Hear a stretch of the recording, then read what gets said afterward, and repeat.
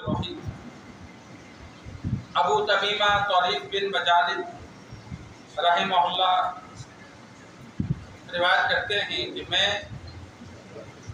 صفوان اور جندب بن عبداللہ رضی اللہ تعالی عنہ کی مجلس میں حاضر ہوا۔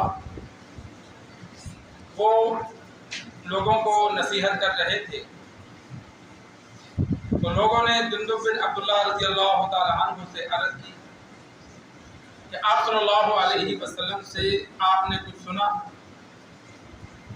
تو جندب بن عبداللہ رضی اللہ تعالی عنہ نے فرمایا، میں نے آپ صلی اللہ علیہ وسلم سے سنا، آپ صلی اللہ علیہ وسلم نے فرمایا جو سنانا چاہے گا اللہ تبارک و تعالی قیامت والے دن اس کی سنائی کرے گا،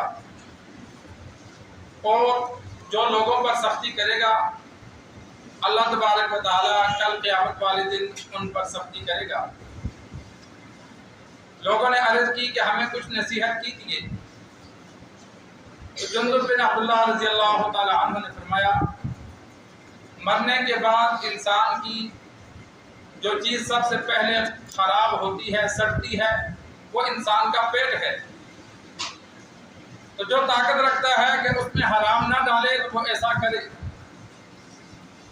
اور جو اس بات کی طاقت رکھتا ہے کہ اس کے اور جنت کے درمیان ہتھیلی بھر خون حائل نہ ہو، جو اس نے بہایا ہو تو وہ ایسا کرے۔ جندب بن عبداللہ رضی اللہ تعالی عنہ نے دو باتیں حدیث کی پیش کی، دو لوگوں کو نصیحت کی۔ سرکار دو عالم صلی اللہ علیہ وسلم کی ایک بات، ایک فرمان یہ بتایا کہ جو دکھلاوا کرے گا تو اللہ تبارک و تعالی قیامت والے دن اس کی بری نیت کو، برے اعمال کو لوگوں کو دکھلائے گا۔ کہ جو دنیا میں نیک اعمال دکھلاوے کے لیے کرتا ہے تو ان نیک اعمال کا اسے کوئی فائدہ نہیں ہوگا، کل اللہ تبارک و تعالی اس کی بری نیت، برے کاموں کو میدان حشر میں لوگوں کے سامنے ظاہر کرے گا، رب دکھلائے گا۔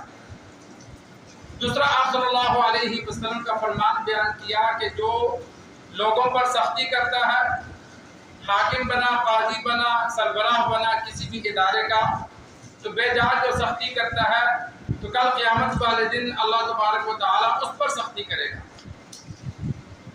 کام حد سے زیادہ لینا یا بلا وجہ تنگ کرنا، جو ضروری کام ہے وہ تو لینے ہی لینے ہیں، لیکن زیادہ کام لینا، بلا وجہ تنگ کرنا، تنخواہ وقت پر نہ دینا، کم اجرت دینا، کسی بھی اعتبار سے جو تنگ کرتا ہے، سختی کرتا ہے، تو فرمایا کل قیامت والے دن اللہ اس پر سختی کرے گا۔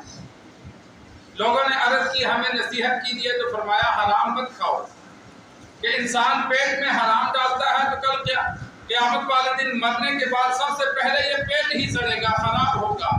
تو کوشش کرو کہ اس میں حلال جائے۔ ایک تو ہمارے ہاں حرام ہم سمجھتے ہیں کہ یہ چیزیں اللہ نے حرام کی، ہم ان سے بچتے ہیں۔ جو جانور اللہ نے حرام کیے، پرندے حرام کیے، وہ تو حرام ہیں ہی، دوسروں کا حق کھانا یہ بھی حرام ہے۔ جس طرح کتا کھانا گناہ ہے، اسی طرح دوسرے کا حق کھانا کے واپس نہیں کرنا یہ بھی گناہ ہے۔ جس طرح کتا اور خنزیر کھانا گناہ ہے، اسی طرح بہن بیٹی کا حق کھانا بھی گناہ ہے۔ باپ مر گیا تو وہ بہنوں کا بھی باپ تھا، جہاں انسان اپنا حصہ لیتا ہے تو وہاں بہنوں کو ان کا حصہ ادا کرے۔ اگر ان کا حصہ ہڑپ کرتا ہے، کھاتا ہے تو وہ بھی حرام ہے۔ اور ایک لقمہ حرام کا انسان کھائے تو 40 دن عبادت قبول نہیں ہوتی۔ تو جب ہمارا لباس حرام کا ہوگا، آمدن میں حرام شامل ہوگا، تو وہ نیک اعمال جو ہم کریں گے ان کا بھی فائدہ نہیں ہے، ثواب نہیں ملے گا۔ تو فرمایا جو یہ کوشش کر سکتا ہے، طاقت رکھتا ہے، تو وہ حرام نہ کھائے۔ اور دوسری بات یہ بیان کی کہ جو کوشش کرے کہ اس کے اور جنت کے درمیان خون ہتھیلی پر بھی حائل نہ ہو، یعنی کسی کو زخمی نہ کیا ہو، قتل نہ کیا ہو، نہ حق کسی کا خون نہ بہایا ہو، کم سے کم ہتھیلی پر اتنا خون بھی، کسی کو جسمانی طور پر اگر کسی طرح سے بھی تکلیف نہ دے، تاکہ اس کے اور جنت کے درمیان دوسرے کا حق رکاوٹ نہ بنے۔ تو فرمایا جو ایسا کر سکتا ہے تو وہ ایسا کرے۔ دو چیزوں کی نصیحت کی، ایک تو دوسروں کا حق نہ کھاؤ، اور دوسری نصیحت یہ کی کہ جسمانی طور پر کسی کو تکلیف نہ دو، چاہے اس کا خون بہے چاہے نہ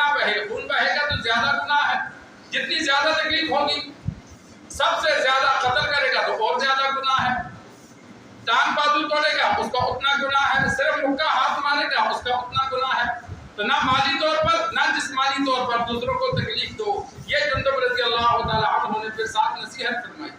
اللہ سے دعا ہے اللہ ہمیں دین سیکھ کر سمجھ کر عمل کرنے کی توفیق عطا فرمائے۔